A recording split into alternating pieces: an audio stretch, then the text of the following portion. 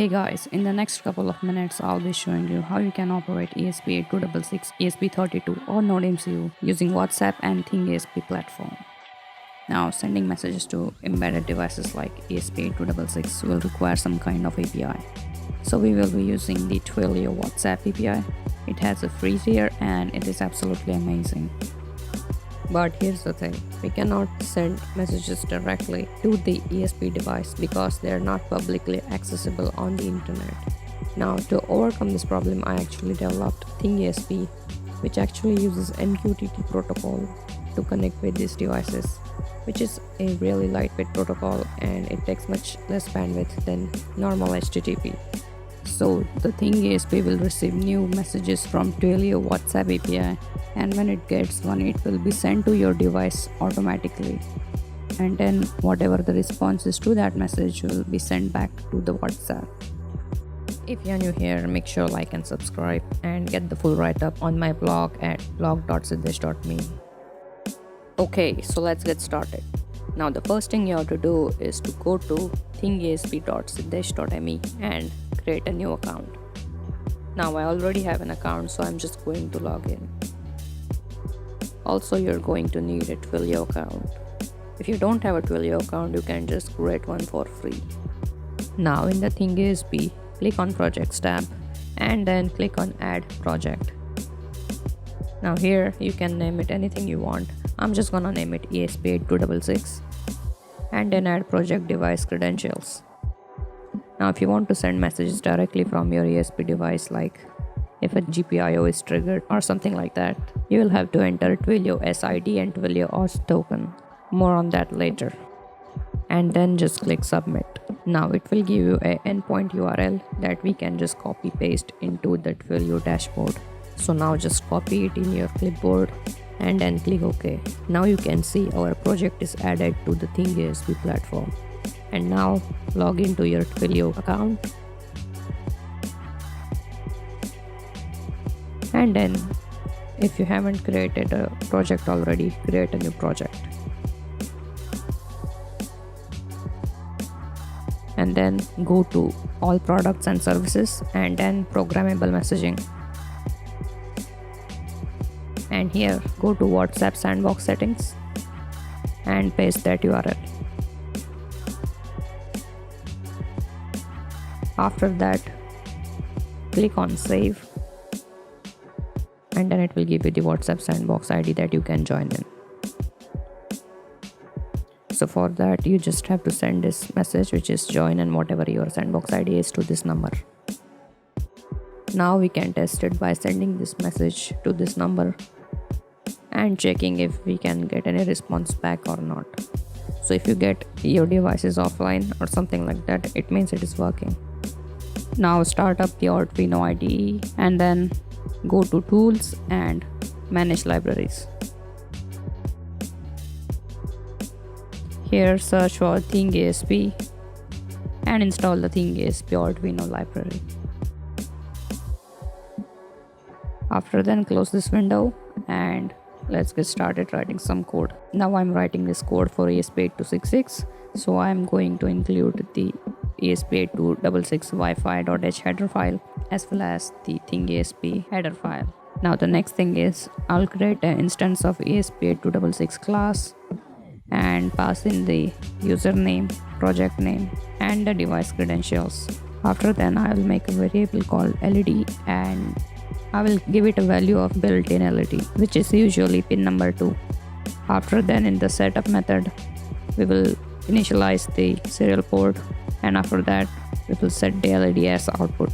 After then we will set up the Wi-Fi, so make sure to add your Wi-Fi SSID and Wi-Fi password here. After then we will call the thing.initDevice method. Now after then we are going to write a handle response method. So this method will be called every time there will be a new message. So that's why we're passing in one parameter called query. Now we can just write if statements here to check for the queries. Now we will check if query is LED on and then we will just digital write the pin to ground and we will return the string that is LED turned on. So this return string will be sent back to the WhatsApp.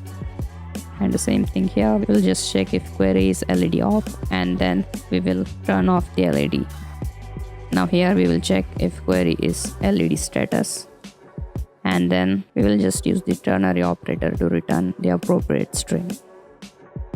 And we will have an else condition that will just send that our query is invalid if it doesn't match any of these conditions.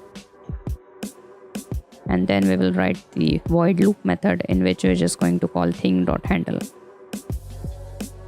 Now if you are using ESP32, make sure to include Wi-Fi.h instead of ESP8266 Wi-Fi.h, and also use ThingESP32 instead of ThingESP8266. Now after that, we can just upload this code to our board. If you click on this refresh list button, you can see the device is online and connected. Now if you click on the project name, we can see the device info and its statistics, like its location and everything. Now if you go back to the WhatsApp and try to send any message, we can see we're getting the proper response from the device.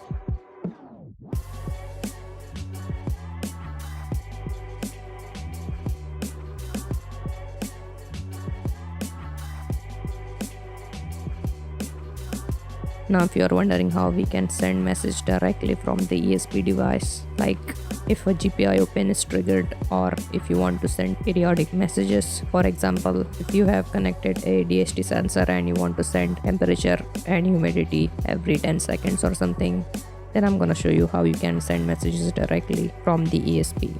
Now I'm gonna create an unsigned long variable called previous mils and initialize it with value of 0.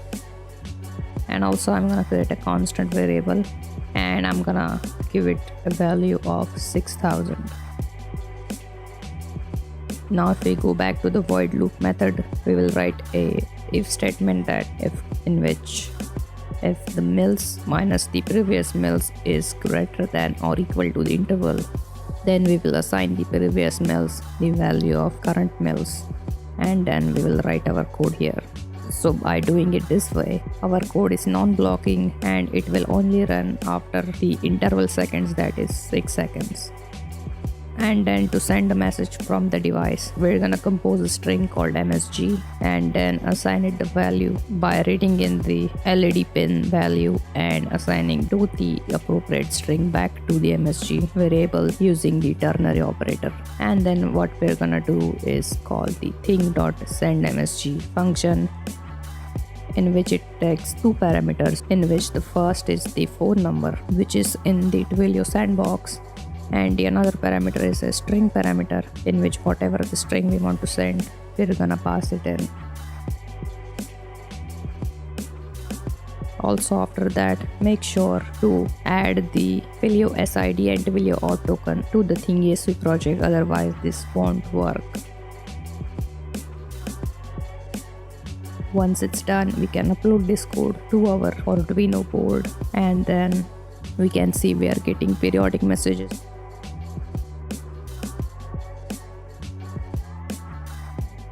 Now thank you for watching my video. Please hit the like button, and if you're new here, make sure to hit subscribe button so you can see more videos just like this one.